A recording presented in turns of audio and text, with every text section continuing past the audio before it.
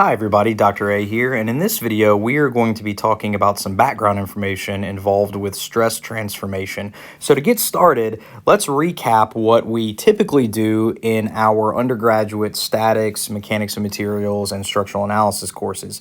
In general, we typically analyze loadings on an element in a single plane, which means that it's typically a two-dimensional type of problem. Now, yes, we sometimes see 3D problems in statics or mech of materials or structural analysis, but more often than not, we're dealing with two-dimensional types of problems. Thus, when we analyze those kinds of problems and components of those problems, we say that they're analyzed in a single two-dimensional plane. And when we do this, we say that the material that our system is made of is subject to what we call plane stress. Okay, so what do we mean by plane stress? Well, let's talk about it. The state of plane stress at a point is uniquely represented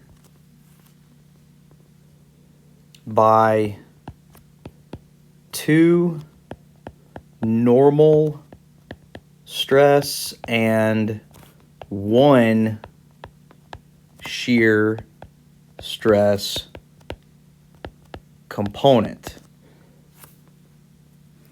acting on the element which has a specific orientation. Okay, so let's talk about what this kind of long sentence means. We're saying that the state of plane stress at a point is uniquely represented by two normal stress values and one shear stress value acting on the element at that given point in a specific orientation. So let's draw what we mean by an element. I've said the word element a couple of times. When we say element, what we're referring to is one little part of a larger system. So an element could be a point at a specific location on a beam, on a truss, on a machine, on a pressure vessel. Anything. It's a specific point on a more complicated system that you may be analyzing. And so to visually represent an element, we typically draw that as a little square, okay? So when we look at this little shape, this little square, what we are really trying to imagine is this little shape right here represents a spot on a more complicated system that we may be analyzing. Again, maybe it's a beam, maybe it's a pressure vessel, maybe it's a crane, who knows, okay? But it's a spot on a more complicated system. So when we look at an element, we first need to observe some kind of origin and reference axes. So we're going to put the origin right in the middle of our element, and we're going to have reference axes x and y. Now, x and y axes are known as global axes, okay? Global axes, all right? And so let's take our little element here and show where are these two normal forces and this one two normal stresses and this one shear stress component acting.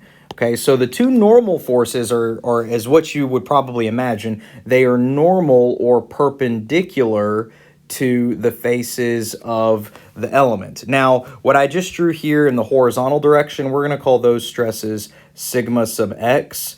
And then in the vertical direction, we're going to call these stresses sigma sub y.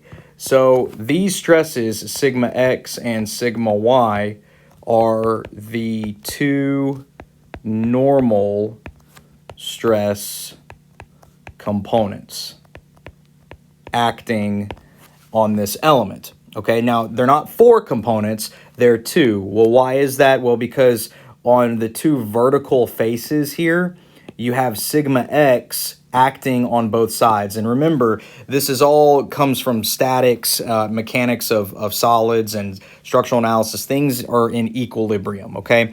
So for this element to be in equilibrium, you have to have the same magnitude sigma x on the right side as it is on the left side. And then similarly, in the vertical direction, you have a sigma y pointing up, and then at the bottom of the element, a sigma y pointing down. So the sigma x and the sigma y are your two normal stress components. Now, if you remember, shear or shear stress causes some kind of slicing effect, okay? So my shear stress components are going to be parallel to the element. Now, notice how I drew these. I drew this top shear stress component pointing to the right, and I drew this bottom one pointing to the left, okay? Now, we're going to call this tau sub xy for shear stress. Now, the reason why I'm showing two of them right now is, again, the element has to be in equilibrium. So, for this element to be in equilibrium, if we have a slicing effect on the top half, or the top portion of the element pointing to the right, we have to have the same magnitude, tau xy, slicing in the opposite direction on the bottom of the element. Now, if you take a look at this, what do these shear stresses, which is the same shear stress, form? Well, they form a coupling effect, which means that right now this element is going to tend to want to rotate clockwise. Now, for equilibrium to hold true, we can't allow that to happen. So, what also shows up is the same magnitude shear stresses acting on the vertical faces, but causing a counterclockwise tendency of rotation. Thus, this element remains in static equilibrium. It's in equilibrium through stresses horizontally, vertically, and it has rotational equilibrium as well. All right. So again, this is our general element. Now, when we say stress transformation, we started this video with the title stress transformation. What do we mean by that? Well, often we are interested, let's see if I can spell right. We are interested in transforming an element with a theta equals 0 degree orientation to an element with some other orientation that's not equal to 0, okay? So to do this, we apply what are called the stress transformation equations. Okay? And to do this, when we apply the stress transformation equations, we're going to say to transform from the xy coordinates to what we call the local x prime, y prime coordinates. So what does this mean? Graphically, what we're saying is we're going to take an element that looks kind of like this, and maybe we're interested in the state of stress on that element at some other orientation. Right now, theta is 0, okay? Because theta would represent the orientation between global and local axes. So let's say that we want to transform this into y prime and x prime coordinates. And if you notice this coordinate system, x, y prime coordinates, are rotated. Well, guess how they're rotated? Well, they are rotated some angle theta away from the x and y global axes, okay? So there's that, what we mean by transforming it to another orientation. So when we do that, what does this element look like now? Well, it's still a square shape. It's still going to be a square shape, kind of like this, except now the element is also rotated, okay? Now, when we rotate this, remember, you've got these stresses acting on this element because your element, again, is part of a more complicated system. So these stresses that have developed in the element now take different magnitudes because you're looking at them from a different orientation, all right? So now, instead of sigma x and sigma y, you're going to have sigma x prime, which is oriented in the local x prime direction, and you're going to have sigma y prime oriented in the local y prime direction, okay? And then similarly, you're going to have, let's color coordinate, you're going to have a tau x prime y prime oriented as such, okay? So again, what we have now is the element we started with, but we've rotated it.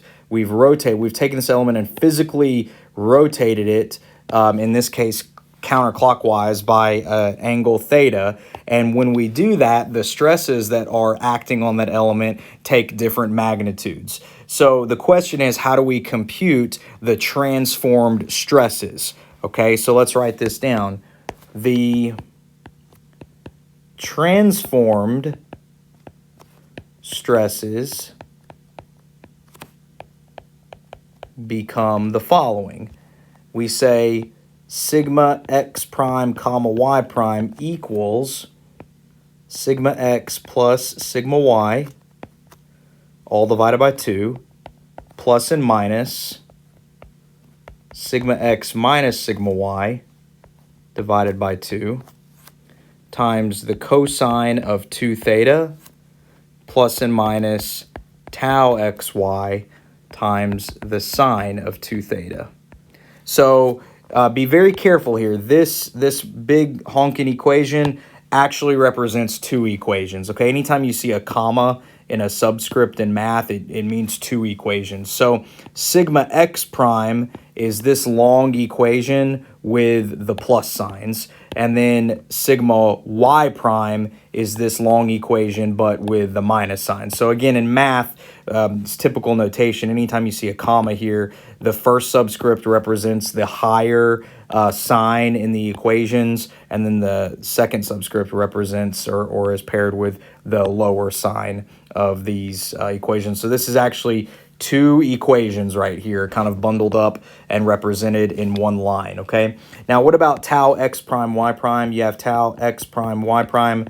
This is 1 equation, and this is going to be given as negative, open parentheses, sigma x minus sigma y over 2 times the sine of 2 theta plus tau xy times the cosine of 2 theta. Now, this is 1 equation, okay? And you can tell it's 1 equation because there's no comma in between the subscripts, and you only have 1 sign, S-I-G-N, built into here, okay? So these are our transform stresses. So if we're given an element that's part of a complicated system that is oriented with theta equals 0 with these normal and shear stress values, you can transform it into an element at an orientation theta using these equations. Now let's talk about the sign convention here, S-I-G-N convention here, okay, when we're looking at these elements, okay?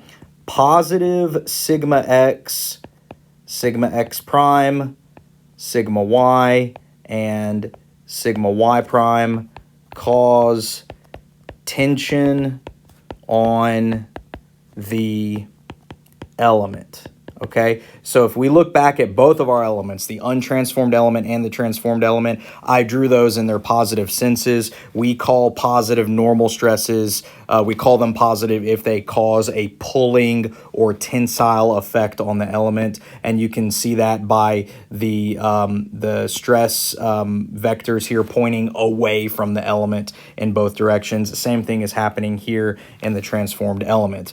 What about positive shear stress? Well, positive tau xy and tau xy y prime, x prime y prime, are pointing in the positive y and y prime directions on the element. So this one sometimes gets a little confusing. Let's look at the untransformed element. When you look at the right side of the untransformed element, a positive tau xy will be pointing up in the positive y direction, okay?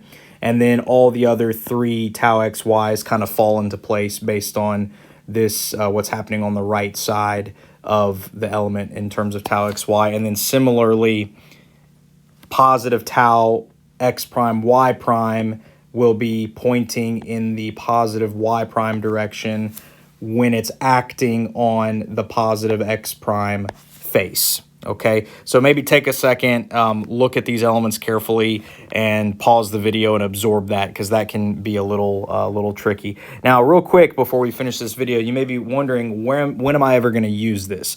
Well, this type of stress transformation process is used very often in geotechnical engineering, which is a subset of civil engineering. It's used quite often in machine design, which is a subset of mechanical engineering, and we do sometimes see it at the undergraduate level in structural engineering as well, which structural engineering is another subset of civil engineering. So this definitely pops up across both civil and mechanical engineering. So it is important to know generally why this is what it is and why we may be interested in performing these kind of calculations. So that's it for this video. Please hit like and subscribe if this was helpful to you.